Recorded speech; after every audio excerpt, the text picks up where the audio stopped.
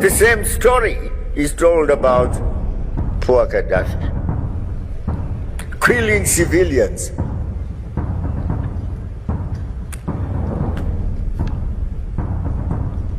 This comes to the United Nations Security Council, Chapter 7. They get the NATO powers, the 2/3 majority. And there they go, all of them. The leader of Britain, the leader of France, the leader of Italy, Berlusconi. You know, I never knew Berlusconi loved fights. I knew he loved women.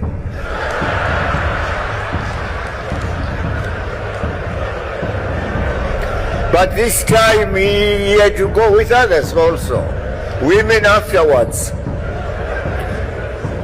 But I must get the oil first. And they were given oil, as I said last night, 35%.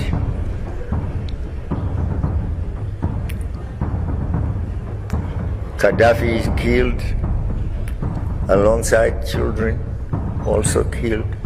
I don't know whether 1 or 2 children are still alive. Now look at the turmoil there is in Iraq. Look at the turmoil there is in Libya.